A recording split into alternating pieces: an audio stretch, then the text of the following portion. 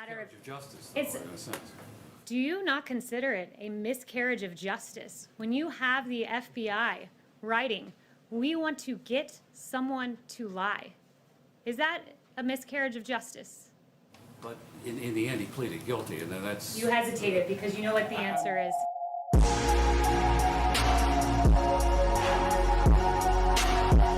Information about Michael Flynn when there was a whole lot of speculation about Russia, culminating in $40 million of taxpayer money being lost and the complete and total exoneration of President Trump. And you made a comment, I believe, on Fox, in which you said President Trump will not allow the coronavirus to come to this country. Given what has happened since then, obviously, would you like to take that back? Well, first let me note, I was asked a question on Fox Business about the president's travel restrictions. I noted what was the intent behind those travel restrictions, which is we will not see the coronavirus come here. We will not see terrorism come here, referring to an earlier set of travel restrictions. I guess I would turn the question back on the media and ask similar questions. Does Vox want to take back that they proclaim that the coronavirus would not be a deadly pandemic? Does the Washington Post want to take back that they told Americans to get a grip, the flu is bigger than the coronavirus? Does the Washington Post likewise want to take back that our brains are causing us to exaggerate the threat of the coronavirus? Does the New York Times want to take back that fear of the virus may be spreading faster than the virus itself?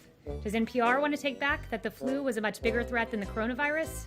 And finally, once again, the Washington Post, would they like to take back that the government should not respond aggressively to the coronavirus? I'll leave you with those questions, and maybe you'll have some answers in a few days. Yep. Kayleigh, Thank you very much. You were prepared for that. And regarding the fact checking, I mean, the president clearly said things in these tweets that are not true. Do you not acknowledge that? No, I don't acknowledge that. He said, for instance, the governor of California is sending out ballots to millions of people, anyone living in the state, no matter who they are, how they got there. That is not true. California is sending out absentee ballots to registered voters, not to anybody. Yeah, that's just not true. So let me address this in detail on the issue of ballots. And I'm going to lay out some of the president's concerns, and in that I will get to the California example. First, I want to note that there is a Pew study done that shows there's plenty of reason to believe that in the mass mail-in system that there is fraud. They estimated that approximately 24 million, 1 out of every 8 voters registered in the U.S. are no longer valid or are significantly inaccurate. So these are people who are on voter registrations that have not been maintained, that have not been kept up. More than 1.8 million have been deceased, they estimated. And then when you look and drill down into some of the examples that we've seen in states, Nevada I read about this last week, and it just really struck me as a perfect example of what the president is concerned about with mail-in ballots and the fraud that can be inherent in that. There were ballots, because Nevada mass mailed them out to voter rolls, that were piling up in apartment complexes, outside of apartment complexes in Las Vegas, sitting around in trash cans. This is how we're protecting ballots. It's extraordinary. Postal workers, one 36-year veteran carrier said she's never seen anything like these influx of absentee ballots. All of the people had moved or died when she set out to deliver on her first delivery route, and this happened just recently. You can go read the articles from last week. She found 65 ballots of people who had moved or died on her second carry, 100. And then as the week progressed, thousands just sitting in crates. I mean, this is extraordinary. This is not how we should be protecting U.S. ballots. In South Carolina, the Democrats sued to force a rush transfer of mail-in voting. And this happened again recently. I think it was last week. And mail-in ballots for South Carolina turned up in Maryland. There's another example of 700 suspicious mail-in ballots in Dallas, and an individual charged with second-degree felony illegal voting, and he's accused of visiting a woman in April to collect her blank absentee ballot, filling it out and forging her signature. I mean, this is extraordinary. And then you go on, there's a New Jersey example of over 1,000 ballots that were seemingly set aside. And going to California, you mentioned, California is one of those states that's notorious for ballot harvesting. And in 2018, the registrar in Orange County said that they reported that his office had people dropping off maybe 100 or 200 ballots at a time. And somehow in LA County, 112% of LA County is registered to vote. So the problem is this: when you don't clean your register and you send out your entire register, auto send out these ballots, they end up in trash cans like in Nevada. They are subject to fraud, and that is extremely troubling. But Kayleigh, I asked you a very specific question. The president said that California was sending out ballots to everybody in the state. That is a false statement. It is not correct.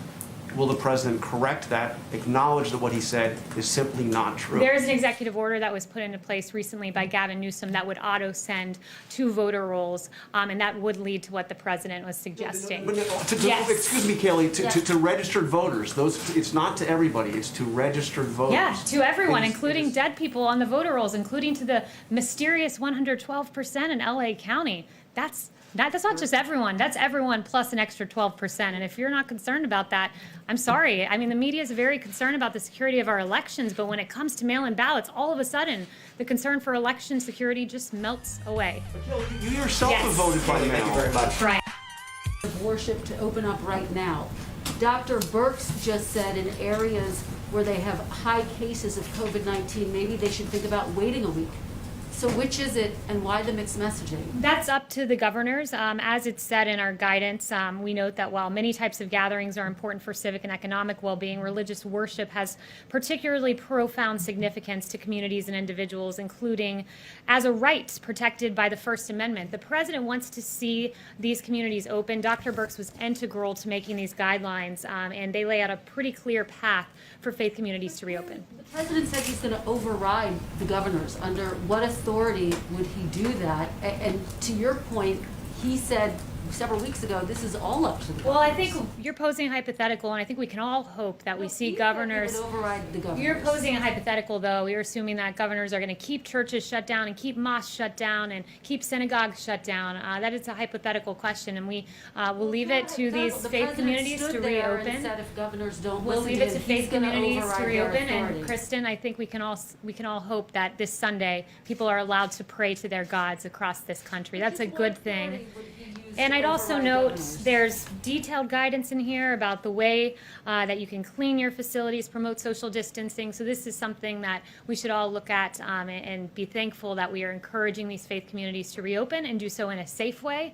And we'll leave it to parishes to open in a safe fashion. What Yes. source is the president referencing? Does the White House now support these churches that are defying governor's orders? Yes. Switching gears for just a moment, also in his interview with Maria Bartiromo the other day, the president suggested that people should be jailed for what he said earlier in the week was a very obvious crime. You're an attorney and the president's spokesperson. Perhaps you could lay out the elements of this crime. What crime was committed and in what way? I assume you're referring to the Obama administration and the unmasking and... The president calls Obamagate. What is it? What are the elements of that crime? Yeah, I'm really glad you asked, because there hasn't been a lot of journalistic curiosity on this front, and I'm very glad that you asked this question. Look, there were a number of questions raised by the actions of the Obama administration. The Steele dossier, funded by the Democratic National Committee, the opposition political party to the president, was used to attain FISA warrants to listen in on conversations of people within the Trump campaign. There was the unmasking the identity of Michael Flynn, and we know that in a January 5th meeting in the Oval Office with President Obama, Sally Yates from the Department of Justice learned about the unmasking, not from the Department of Justice or from the FBI. She learned about it from President Obama and was stunned and could barely process what she was hearing at the time because she was stunned of his knowledge of that. But if you want to start talking about wrongdoing in the administration, happy to go through Andy McCabe leaking to the Wall Street Journal and then lying about it. Happy to talk about James Clapper lying before Congress, saying the NSA does not monitor phone calls. That was an inaccuracy, to say the least, if not a lie. And John Brennan Brennan telling Congress that the bogus Steele dossier played no role in the Russia probe, when in fact we know it did and was the basis of attaining FISA warrants. So there's a lot of mistruths there that were said, many of them under oath. So I would point you to those and the many other real questions that I hope you all will pursue. So the president's view that those people should be jailed, the people you just mentioned. I never said that. Those are your words, not mine. But perhaps you should look into it and get me some answers. That is, after all, the job. That is, after all, the job of reporters, to answer the very questions that I've laid out. And I hope you guys will take the time to do it. And I also find it interesting, if we want to start talking about fabrication of crimes, we can litigate that case pretty publicly with James Clapper, who said what President Trump did with Russia pales, that Watergate paled in comparison. We can talk about Eric Swalwell lying and saying President Trump was working on behalf of the Russians. We can talk about Hakeem Jeffries lying and saying the president was a Russian asset. We can talk about Schiff saying there was ample evidence of collusion in plain sight when in fact there was not. We can talk about Mark Warner saying there's enormous amounts of evidence of collusion. We can talk about a CNN historian who said there was a smell of treason in the Trump-Russia probe when in fact for 3 years you all talked about collusion and there was none. And it was a huge injustice, not just to this administration, but to the American people who deserve truth, not the alleging of absolutely false allegations against this president. Welcome to my house, baby.